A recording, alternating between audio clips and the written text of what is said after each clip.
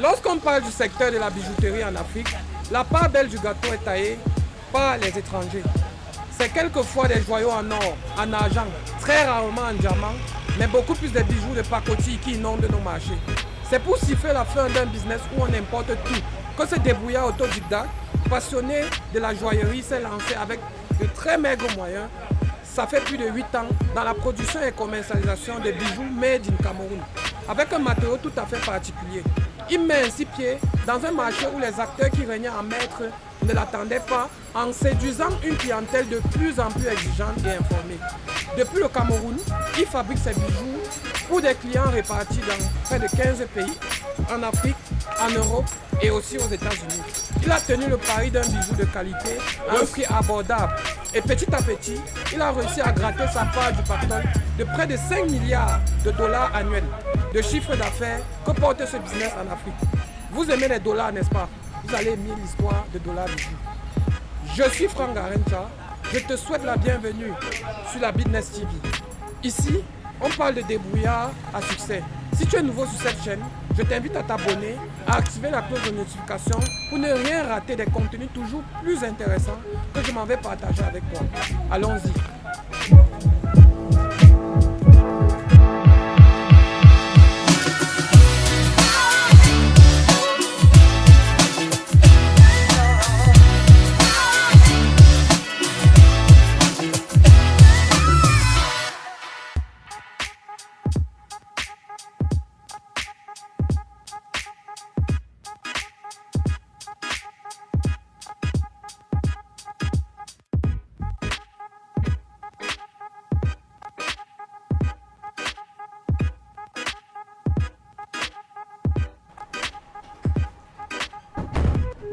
Bonjour madame. Bonjour monsieur, bienvenue chez Dola Bijou. Que puis-je faire pour vous? Je viens rencontrer Dola. D'accord. Asseyez-vous. Permettez-moi de vous annoncer. Yeah.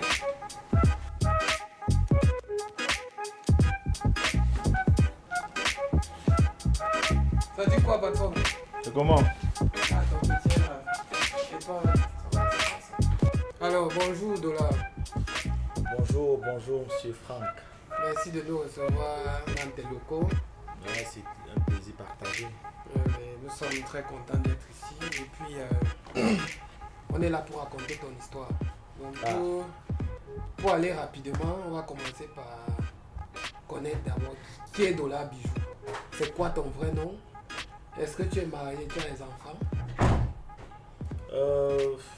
Dola Bijou c'est moi. Dola Bijou c'est de mon vrai nom. Je m'appelle Clotaire Aimé Célénon. J'ai pas fait de longues études universitaires. Je suis quelqu'un de très ambitieux qui veut faire des grandes choses. Marié, non, pas encore. Des enfants, pas encore. Et voilà, j'espère que j'ai répondu à vos questions. Ok. Et Dola Bijou, tu es connu partout. Est-ce qu'il y a une histoire derrière le mot Dola Bijou? Ah oui, il y a bel et bien une histoire derrière chaque nom. Je devrais avoir une petite histoire. Derrière Dola Bijou, c'est simple. Il faut savoir que à l'époque, sur les réseaux sociaux, j'avais mon pseudo. C'était Dollar. Donc en 2014, quand j'ai lancé le projet des bijoux, les gens ont, puisque je communiquais beaucoup sur Facebook, les gens ont commencé à faire le rapprochement. Donc de manière automatique, les gens ont commencé à dire tu connais Dola des bijoux, Dola qui fait les bijoux là. Dola, donc après une certaine période, on avait déjà une forte affluence, même à l'international. Donc du coup, on s'est rendu compte que s'il fallait écarter les gens de ces deux thèmes, ça allait être très compliqué pour nous parce que les gens n'allaient plus se retrouver. C'est comme ça qu'on a finalement adopté le nom Dola Bijou, mais il n'est pas exclu qu'on puisse revoir ce nom parce que ce qu'on fait, c'est du Made in Cameroun, c'est du Made in Africa. Et voilà, mais il faut atteindre une certaine notoriété avant de penser à changer cela. Voilà. Ok. Et Dola, dis-nous donc, c'est quoi ton business? Tous les jours, on entend Dollar Bijou. Tu es bijoutier, tu es quoi? On veut connaître, c'est quoi le business de Dollar Bijou? Donne-nous les détails. Dès lors où j'ai entendu parler de la chaîne inoxydable en 2012, je me suis dit, mais écoutez, vous dites que la matière ici, là, vous allez cacher ça aux Africains encore pendant longtemps. Tant que je suis là, non, non, non, non. Moi, je veux faire de cette matière ce que les autres ont fait du pétrole. Et je me suis lancé dans l'aventure. J'ai dit, ok, comment est-ce que je vais commencer? Il fallait commencer par quelque chose que les gens pouvaient abhorrer. C'est comme ça qu'on se retrouve dans le monde des bijoux parce qu'il n'y a pas meilleur secteur pour faire en sorte que les gens portent cette matière. C'est tout simplement ça. Ok. Donc, ça veut dire qu'aujourd'hui, tu t'es donné un combat, c'est de vulgariser l'acier inoxydable. Quand on vous dit que tel bijou coûte 150 millions, vous pensez que c'est parce qu'il a l'or de 150 millions ou les diamants de 150 millions? Non, c'est pas ça. C'est qu'il y a plusieurs paramètres qui entrent en jeu. Le fabricant, sa notoriété, la marque, sa notoriété. C'est ça qui donne la valeur du bijou. Donc, demain, on va dire que ça, la bague ici chez Dollar Bijou, c'est 10 millions. Tu vois ce qu'il dit? Parce qu'on aura développé un certain esprit. Les gens vont partir, par exemple, du monde entier parce qu'ils veulent l'avoir. Ça, c'est en pièce unique, peut-être. Je comprends. Un peu ce que je veux dire, c'est en pièce unique. Au-delà de la vous matière, il y a aussi l'esprit qu'il y a derrière. Il y a aussi le nom. Exactement. Pourquoi vous pensez que quand on va parler de bijoux chers ou de marques, il faut qu'on parle seulement des étrangers? Donc vous pensez qu'on ne peut pas fabriquer des choses qu'on peut vendre à 150 millions? Non, Dollar Bijou va arriver à ce stade-là. C'est l'objectif. C'est l'objectif. Il faut qu'on cesse de croire que c'est seulement possible chez les autres. C'est pour ça que le Camerounais ou l'Africain doit comprendre. C'est le début de la création d'un label fort, puissant. Que quand tu achètes un bijou comme ça, tu ne regardes pas seulement le montant que tu as dépensé, mais tu comprends aussi que ça, tu as donné, parce que forcément l'argent que tu as dépensé sur ce bijou-là, c'est un argent qui va forcément contribuer au développement, forcément de l'environnement. Ça veut dire que même ta 5e génération peut en profiter. Il faut que les gens commencent à penser de cette façon. C'est un cercle puissant. C'est-à-dire que les gens doivent comprendre ça. C'est à ce stade-là qu'on veut élever le projet de Dollar Bijou. On va arriver à un stade où un Camerounais qui se retrouve, qui n'a pas de Dollar Bijou, se pose des questions. Est-ce que je suis vraiment Camerounais? Parce que si je suis Camerounais, je dois avoir un truc que Dollar Bijou a fait. Ok. Mais je veux quand même qu'on précise quelque chose. Jusqu'ici, tu n'as jamais levé un 5 francs. Jamais, jamais. Oui, tu es un des modèles parmi nos jeunes. Et je crois que ça fait 10 ans que tu te lances dans ton business. Et jusqu'à présent, tu as réussi à avancer en fonds propres. C'est vrai ça? C'est vrai. C'est la vérité. On a commencé ce projet avec 15 000 francs. Mais il ne faut pas se tromper. C'est pas comme si non. Dis-nous, tu dis que tu as commencé avec 1000 francs. C'est seulement avec 15 000. Avec 15 000. Explique-nous ça. Donne-nous les détails. Bluffer quoi? On est ici pour bluffer les gens. Je ne suis pas là pour bluffer les gens. Explique-nous ça. Avec 15 000, c'est le montant qui a servi pour effectuer les premières commandes à l'époque quand j'étais encore sur Douala. C'est tout simplement ça. La matière première pour confectionner les premières commandes avait coûté à l'époque, je crois, 15 000. Aujourd'hui, même ceux qui vendaient même ces matières premières ne savaient même pas ce qu'ils vendaient. Aujourd'hui, notre projet a fait en sorte qu'ils multiplient par 6, par 10 le produit de la matière parce qu'on a commencé à demander en quantité. Oui. Il faut comprendre ça. C'est une réalité. Si les gens parlent aujourd'hui sur Internet d'acier inoxydable, c'est grâce au projet de Dollar Bijou. Avant, les gens, quelqu'un ne pouvait pas se mettre sur Internet, il dit que je vends les bijoux en acier inoxydable ou bien je vends une montre en acier inoxydable. C'est à cause de ce projet que les gens ont commencé à utiliser ce terme-là parce qu'on a éduqué les gens. Il faut le président, c'est la triste réalité.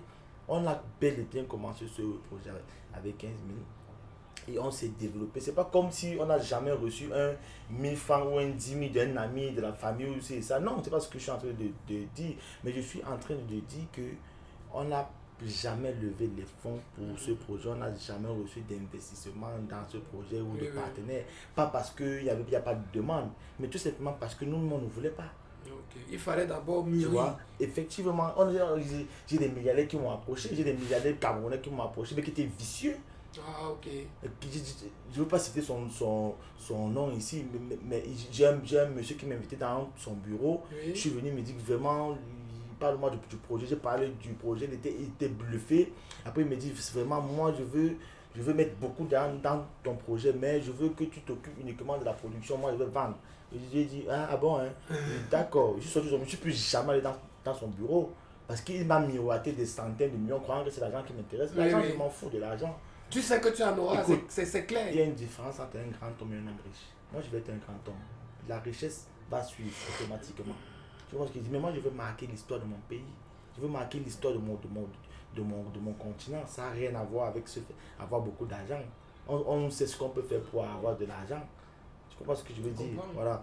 Mais nous, on veut développer les choses que demain, un enfant qui est à l'école, il comprend que oui, c'est possible de partir de zéro pour devenir héros. C'est tout simplement ça. Il y a 8 ans, tu n'avais pas de clients. Tu étais en train de gagner tes premiers clients. Aujourd'hui, les commandes affluent par milliers. Est-ce que tu réussis même à satisfaire la demande? Non, écoutez un peu. Comme toute jeune entreprise qui a le vent en peau, on a des difficultés. Si on arrivait à satisfaire notre demande, écoute, on ne vous aurait pas reçu dans un endroit pareil, vous seriez entré Non, dans mais un endroit est-ce qu'ici est mauvais? des plus luxueux. Non, je veux dire, le rapport entre la demande qu'on a et la quantité qu'on parvient à effectuer, c'est comme l'océan. On peut recevoir 1000 commandes de jour. On ne peut même pas effectuer 20. Ouais, je vois. Donc tu es Tu vois ce dans que un je dis? dilemme. Sauf que nous, on a décidé de se concentrer sur les 20 Oui, qu'on peut. Parce que ça ne sert à rien d'accepter et ne pas pouvoir satisfaire la clientèle. Donc, maintenant, je veux savoir, monsieur Dollar, aujourd'hui, ton business, je crois que tu as marqué les pas. Mais il y a eu des étapes marquantes dans ton aventure. Ça veut dire que il y a eu des moments où tu as franchi les étapes. Est-ce que tu peux nous donner de façon un peu succincte les différentes étapes? La première grosse difficulté au départ, Oui, oui. c'était le fond, le petit fond. Pourquoi? Parce que la première année, Oui. je vais dire 75% de nos commandes étaient à crédit. La première année. Je ne comprends pas bien, ça veut dire quoi? Elle dit qu'on devait confectionner, livrer avant Avant d'être espérer qu'on paye. Ah bon? C'était comme ça. J'ai la liste, j'ai les noms. C'était mes contacts, c'était mes amis, c'était des gens proches de moi. Ça veut dire quoi? Tu donnais le bijou à quelqu'un, Je tu disais que te gars, dis si que- tu vois que c'est bien, Écoute, paye-moi. à l'inverse de ce que les gens font souvent, Oui. moi je draguais les gens pour qu'ils acceptent que je confectionne un truc pour lui. Hypothétique. C'est-à-dire que si tu vois, ça te plaît, tu payes. Ça ne te plaît pas, tu ne payes pas. Tu as fait comme ça combien de temps? Je te dis que par au moins sur une année, je ne pas dire un an et demi. Et après? Mais la chose est visible aujourd'hui. La deuxième Ça étape, c'était la première étape, la Oui. première difficulté qu'on a. Donc chaque fois, il fallait trouver à un moment donné, moyen ça a de un truc. peu pris. À un moment donné, c'est un peu pris. Maintenant, j'avais une forte demande sur Yaoundé. Oui. J'étais sur Douala. Oui, Il me oui. fallait quelqu'un sur Yaoundé. Et la personne que j'ai mis sur Yaoundé Oui. a fait ça. Parce que le gars recevait l'argent des clients et partait boire ses bières avec. Ah bon? Comme je ne pouvais pas appeler les clients pour leur dire, bon voilà, il fallait quand même tout satisfaire il les fallait satisfaire les gens pour Mhm. ne pas casser l'image. Oui, oui. Il fallait que je me batte. Ça a été aussi très dur. À un moment donné, je me suis retrouvé en train de pleurer, même que mince. Je vais faire comment? Je vais faire comment pour gérer les commandes là? Il n'y a pas moyen d'acheter le matériel, il n'y a pas moyen de payer les techniciens, il n'y a pas moyen de faire comment pour produire. L'autre étape, Non, ça c'était une étape de logistique aussi. oui, bien sûr, tout ça, c'est peut-être que des moments où tu te retrouves dans des difficultés, c'est très compliqué. L'autre étape était la position. Oui, oui. Les gens appelaient leur besoin, on n'avait pas d'endroit, on n'avait Oui. pas... Ah, donc au départ, tu étais Oui, ambulant. oui, on n'avait pas de localisation. Oui, oui. Les gens voulaient un endroit où ils peuvent venir. Je suis passé, j'ai d'abord sous-traité chez une maman qui nous a beaucoup aimé. Après, je suis allé dans un restaurant, j'ai négocié une table avec un deal. Après, j'ai récupéré une petite mezzanine abandonnée en face de la boulangerie. Oui, je me rappelle, la centrale là. Où je crois que ce monsieur, on va toujours le remercier parce qu'on avait payé un mois. 20 000. Ah bon? Oui, on avait payé un mois, on a dit que oui. Non, c'était 40 000. C'était 40 000. Oui. Voilà, c'était 40 000. On avait payé 40 000. Un mois. Voilà. Tu as dit quoi au monsieur là pour qu'il accepte tes Non, bergers? il nous appréciait bien, il aimait bien ce qu'on faisait, il nous voyait comment on se battait. Oui.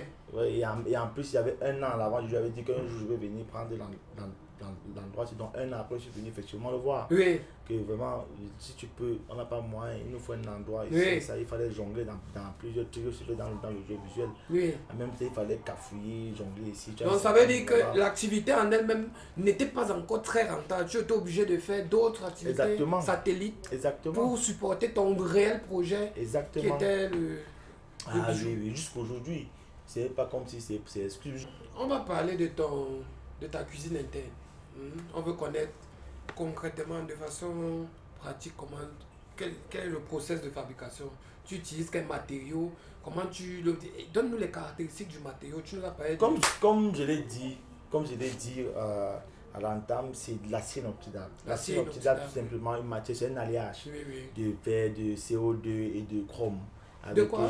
De chrome, Oui. avec des quantités mesurées qui permet de rendre ce matériel inoxydable. Ça veut dire qu'il ne changera pas. Il a même la capacité de se régénérer. Ça veut dire que quand vous pouvez le gratter là, il peut même se régénérer. Tu vois un peu ce que je veux dire. C'est pour ça que c'est une matière formidable. Maintenant, je veux parler maintenant de tes problèmes, tes défis que tu as au quotidien. Ça fait 10 ans que tu es au business. Est-ce que tu as vécu des trahisons avec des collaborateurs? Est-ce que tu as déjà vécu... Ça ne manque pas. Vous savez, quand on est jeune, c'est difficile de... Raconte-nous de quelque chose qui t'a vraiment... que jusqu'aujourd'hui tu as quand le on cœur. est jeune... Non, moi je ne garde pas les trucs dans le cœur. Moi je suis un gars des défis. Ça veut dire que pour moi, que ce soit une trahison, n'importe quoi, non, mais on n'oublie pas. Un défi. Moi j'oublie. Je m'en fous. Carrément. Il n'y a pas quelqu'un qui va m'empêcher d'arriver où je veux arriver. Donc du coup, je prends ça comme une bénédiction. Même je dis que, donc c'était possible. Une fois, j'ai recruté une assistante ici qui se faisait payer par son Orange Money supprimé. Donc quand tu reçois une commande, on doit payer. Non, elle dit qu'on vit là dans son dos. Tu ne peux pas développer une activité sans faire confiance aux autres collaborateurs. Voilà. Et moi, je fais pleinement confiance aux gens. Quand je ne fais plus confiance, on ne peut pas travailler ensemble. C'est impossible. C'est impossible. Donc j'avais confiance en la petite. Et puis un jour, je viens un matin tôt, j'ouvre le WhatsApp, je vois une femme qui écrit, mais Dola, c'est même comment, pourquoi tu as plusieurs numéros de dépôt, non, tu nous embrouilles déjà. Il dit, la mère, elle dit, pardon, renvoie-moi le WhatsApp, c'est formaté, renvoie-moi un peu tout le WhatsApp, là, voir toutes nos conversations. Elle me renvoie, je lis, je vois un numéro, je tape dans mon téléphone, je vois le nom, je dis, ouais, Seigneur Jésus, tout ça. Ah bon? Ça, c'est entre autres, tu vois, des techniciens sur qui tu as investi, qui t'ont lâché. Après, ils te lâchent, des gens, il y a tellement de choses, des gens qui viennent te corrompre des techniciens pour essayer de faire la même chose que toi.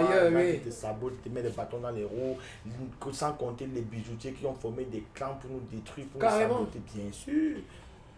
C'est pour ça qu'on a un brevet, on est protégé à l'OAPI. Mais sauf qu'aujourd'hui, on n'a même pas les capacités financières pour permettre de bien distinguer nos produits des autres produits. Mais ça va arriver. On se déploie doucement. Mais Dola, ça c'est la télé des débrouillards. Est-ce que toi, tu te considères encore comme un débrouillard? Avec tout ce que je vois là et tout, moi je dirais que tu es un industriel. Un industriel, c'est ça. Tu as une gamme tellement variée de produits. Oui, mais qu'on ne produit pas de manière industrielle. C'est ça qu'il faut dire. Aujourd'hui, je suis un débrouillard plus. Parce que on réfléchit.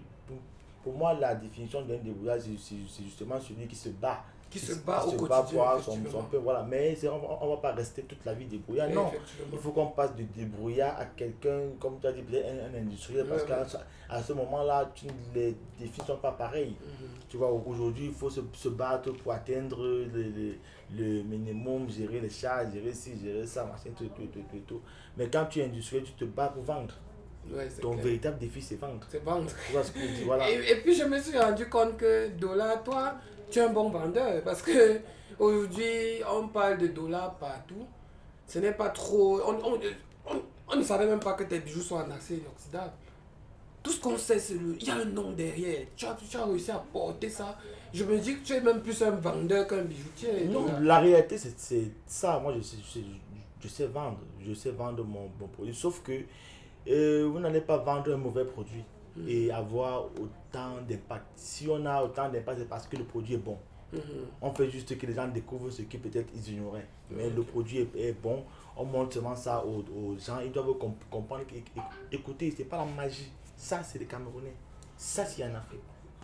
Et qu'avant de dépenser 100 millions pour acheter un truc qui vient d'ailleurs et tout, regarde, et que tu peux enlever 20 000, 10 000 ou 50 000 pour acheter un truc fabriqué dans ton pays, pose-toi quand même des questions.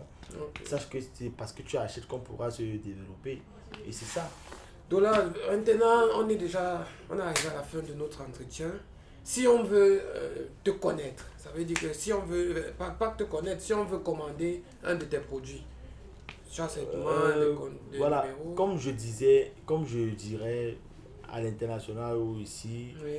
le moyen le plus facile Oui. aujourd'hui pour entrer en contact de la bijou, c'est Internet. Ouais, ouais. Google. Vous allez seulement sur Google, vous tapez Dollar bijou. Oui. Et vous devez seulement vous rassurer que vous tombez sur le bon dollar bijou. Parce que quand vous allez sur Facebook, vous tapez dollar bijou, il y a au moins 150 dollars bijou.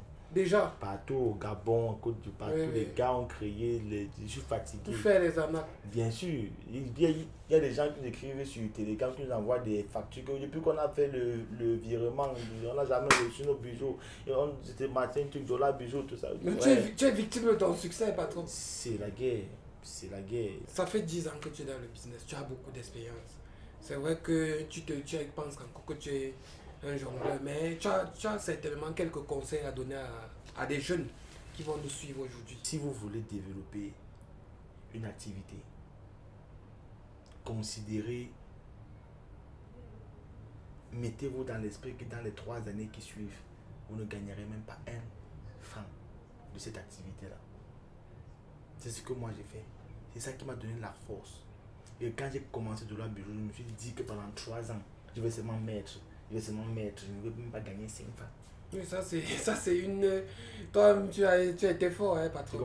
Non, il faut être... C'est-à-dire que c'est même pas être fort. Moi, je crois que il faut avoir juste l'état d'esprit nécessaire. Pour moi, il n'y avait rien qui pouvait me... Il y a rien qui puisse me décourager. Comme ce qu'il est dit. Voilà. Il y a aussi été dit que je veux arriver dans l'espace. Je veux arriver dans l'espace.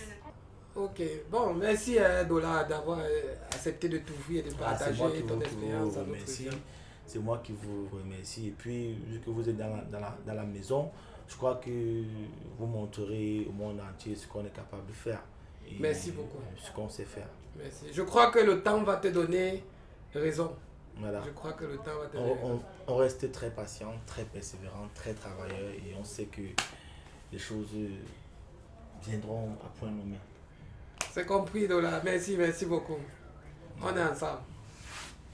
Merci à toi d'avoir regardé cet épisode jusqu'à la fin. Il était question pour nous de narrer l'histoire d'un Camerounais fou qui s'est lancé dans la joaillerie et qui aujourd'hui est en train de vulgariser un matériau encore jusqu'ici inconnu pour les Africains.